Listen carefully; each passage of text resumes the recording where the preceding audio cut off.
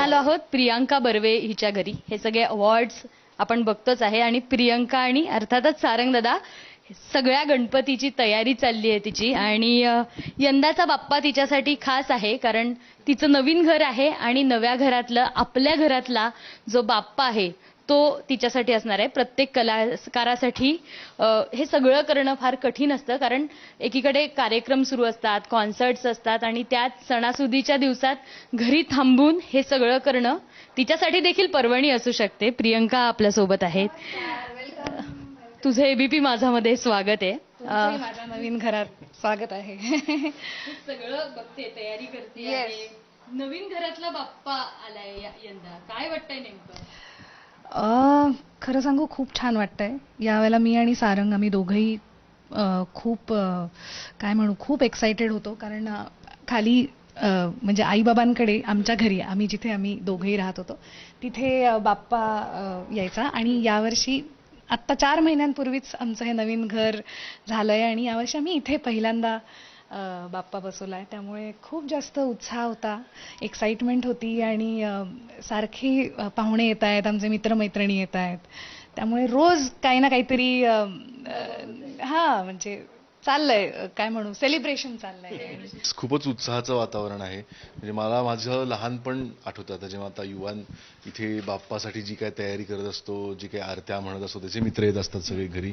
So मला माझे लहान दिवस त्यातनं मी आठवतोय आणि अनुभवतोय परत. सो खूप एक उत्साहाचं वातावरण आहे. दररोज आमच्याकडे आमचे घरचे मंडळी येत आहेत, मित्रमंडळी येत आहेत आणि आरत्या होत आहेत.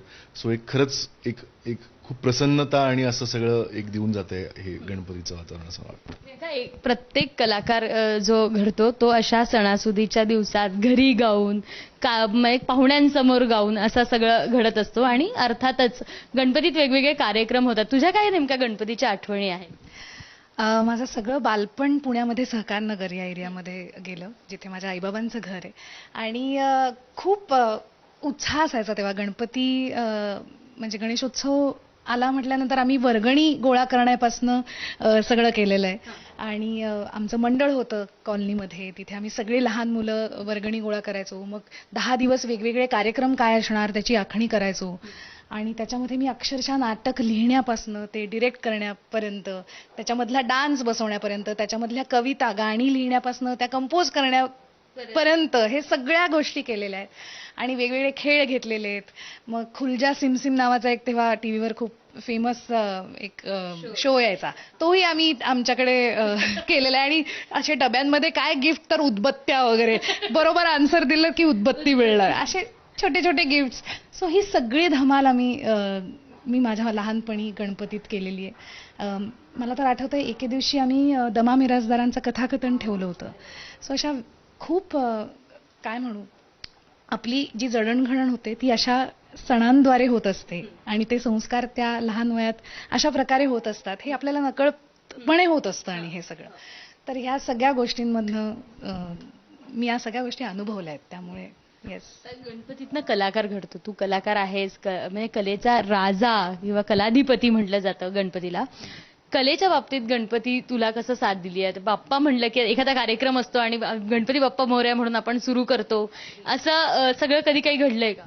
ऑफकोर्स कलाधिपतीच त्याला म्हणतात आणि कुठल्याही चांगल्या गोष्टीची सुरुवात आपण त्याचं नाव घेऊन करतो आणि अक्षरशः प्रत्येक परफॉर्मन्स असू दे, कुठलाही परफॉर्मन्स असू दे, रेकॉर्डिंग असू दे, मी मनामध्ये जेव्हा नमस्कार करते, बाप्पाला नमस्कार करते आणि स्टेजवर एंट्री घेते किंवा गाणं गाते.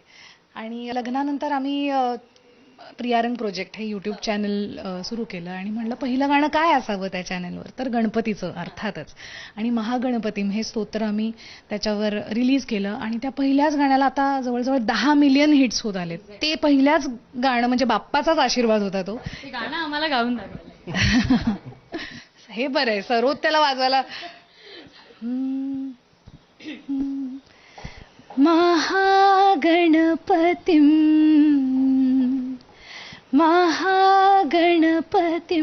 मनसा स्मरामि, महागणपतिं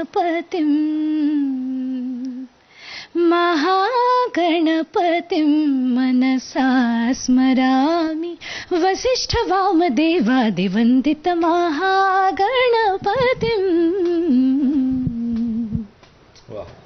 गणपतीचं गाणं आहेच, पण लहानपणीच्या आठवणी झाल्या. आज बाप्पाकडे काय मागतीयेस?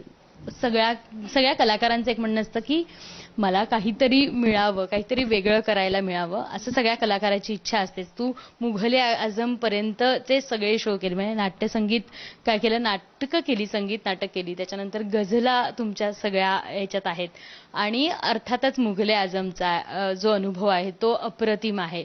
असे काही अनुभव सांग ना आम्हाला, गणपतीच्या बाबतीतले आणि तुझ्या करिअरच्या बाबतीतले. आत्ता गणेश चतुर्थीला एकतर अँटिलियाला, म्हणजे अँटिलियाचा राजा अंबानींच्या घरी आत्ता परवा मी जाऊन आले. अजय अतुल यांच्याबरोबर परफॉर्म केलं आणि गणेश चतुर्थी इथे मी पूजा केली. सकाळी उठून सगळं आमची प्राणप्रतिष्ठा झाली, जेवणं झाली आणि मग मी इकडनं मुंबईला पळाले आणि त्यांच्या घरी गेले आणि तिकडे तुझं मागतो मी आता गायले आणि अजय अतुल यांचा परफॉर्मन्स होता. आम्ही त्यांची गाणी काय काय गायलो. त्यामुळे गणेश चतुर्थी या निमित्तानं पण खूप स्पेशल होती, कारण सगळं बॉलिवूडचे काय म्हणू सेलिब्रिटीज, मोठे मोठे लोक तिथे उपस्थित होते.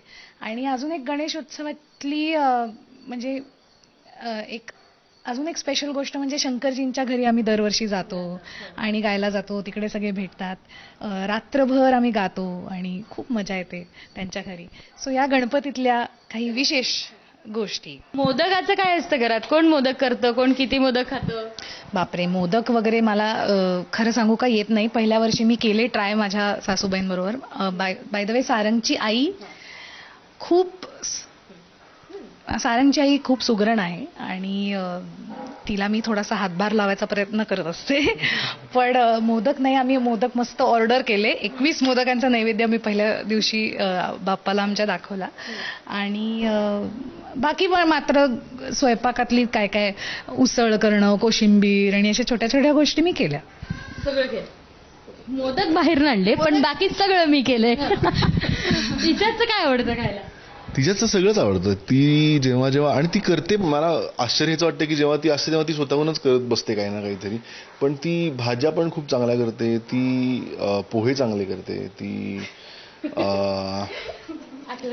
आता अजून केलं कुठे इतक्यात काही. सगळ्या शोज मध्ये पण हा म्हणजे मला करायला आवडतं, पण माझा मूड असला पाहिजे. मग मूड असेल तर मग मी जे करते ते मला मन लावून करायला आवडतं.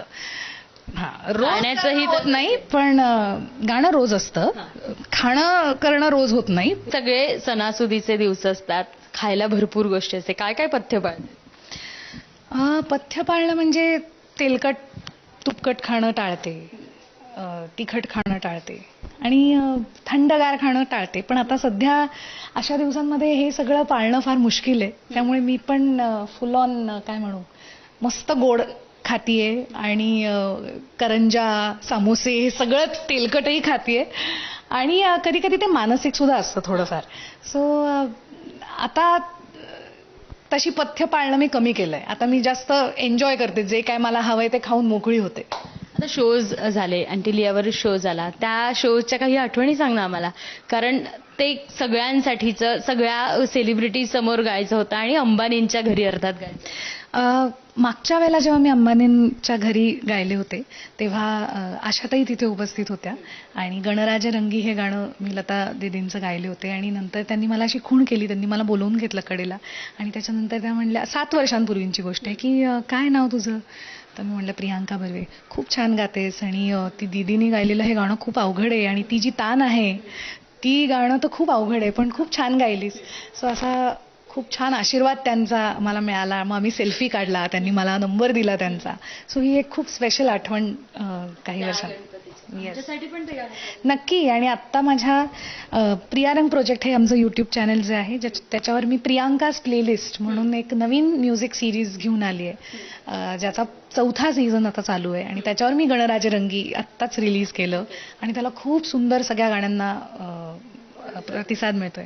गणराज रंगी नाचतो, गणराज रंगी नाचतो, नाचतो पायी घागऱ्या करीती ऋण झुण, पायी घागऱ्या करीती ऋण झुण नाद स्वर्गी पोचतो गणराज रंगी नाचतो गणराज रंगी नाचतो नाचतो. हे दररोज ऐकायला म्हणजे दररोज उठून आमच्याकडे संगीताचाच हे असतो, माहोल असतो पूर्ण वेळ. आणि आता नवीन गोष्टी चालल्यात त्या म्हणजे एक फिल्म चालली आहे माझी, ती त्याचं काम चाललंय, त्याचं आता लाईव्ह रेकॉर्डिंग आणि हे सगळं चाललंय. एक वेब सिरीज चालू होती आणि त्यातनं कार्यक्रम पण सगळे चालूच आहेत, सरोजचे आणि ह्याचे तौफिकजींबरोबरचे कार्यक्रम चालू आहेत. सो एकंदरीत खूप म्हणजे बाप्पा जेव्हा येतो तेव्हा सगळ्या गोष्टी एकत्रच घेऊन येतो. सो त्याचे एक खूप खास महत्व आहे. आपण जर बघितलं तर हे दोघंही कलाकार आहेत, घरातलं सगळं मॅनेज करतायत, 10 दिवसाचे सण मॅनेज करतायत आणि सोबतच गायन असू देत, त्याचं वादन असू देत, हे सगळं करताना दिसतंय. आणि अर्थातच थोड्यात आपण त्यांच्या घरातली आरती पण एबीपी माझावर दाखवणार आहोत आणि त्यासोबतच तिचा पुढचा प्रवास देखील अनुभवणार आहोत.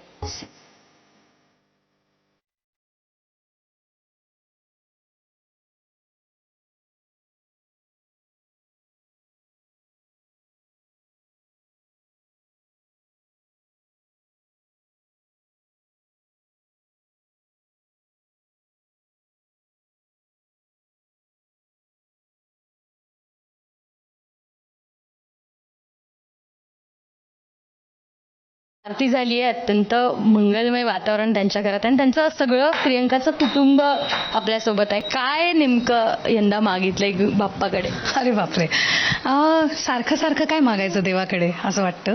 त्यामुळे पहिलं वर्ष आहे बाप्पाचं नवीन घरी, तर रोज बाप्पाकडे हेच मागते की कायम सगळ्यांना सुखी ठेव, आरोग्यदायी आयुष्य दे आणि या घरात कायम सांगीतिक घडामोडी आणि सेवा आमच्याकडनं कायम होत राहू दे त्याची, आणि घरात चैतन्यमय वातावरण कायम राहू दे, एवढंच मागणं आहे, बस, बाकी काही नाही. सुनेकडे बघून काय वाटतं? हे सगळं आहे, बाप्पा आलाय, प्रगतीवर प्रगती चालली.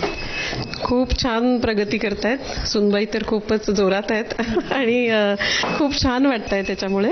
आणि असंच आनंदी आणि शांततामय वातावरण घरात राहू दे, एवढीच बाप्पाकडे विनंती आहे. आणि खूप छान वाटतंय त्यांचं प्रोग्रेस बघून पण खूप भरून येतं खूप वेळा. अगदी घरातलं सगळीकडे सांगीतिक वातावरण आहे, बाप्पा सुद्धा प्रसन्नतेने या घरात वावरतायत आणि या सगळ्यांची आरती वगैरे झाली आहे. आणि अर्थातच प्रियंका बर्वे सोबत आज तिचा बाप्पा कसा होता, नवीन घरातला बाप्पानी तिला काय काय दिलं, हे सगळं अनुभवलंय. याच शो मध्ये पुढच्या सेलिब्रिटीला आपण भेटणार आहोत. तोपर्यंत पाहत रहा एबीपी माझा आणि याच एपिसोडचा आपण शेवट देखील तिच्याच गाण्यानं करणार आहोत. नवीन घरातला नवीन बाप्पा, ती नवीन सुरुवात म्हणून नांदिनी शेवट करते.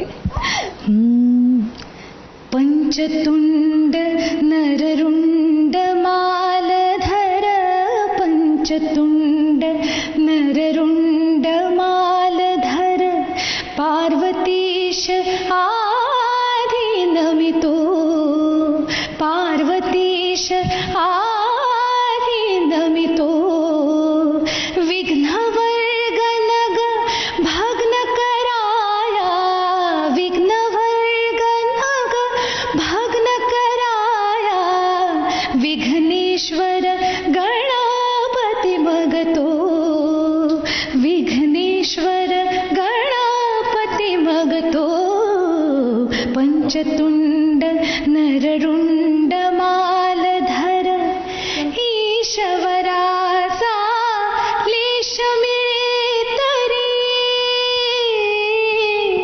ईश्वराचा लेश मिळे तरी, मूढयत्न शेवटी जातो, याज्ञाये बलवत कवी निजवाक, पुष्पी रसिकार्चन करितो, पंचतुंड नररुंड मालधर, पंचतुंड नररुंड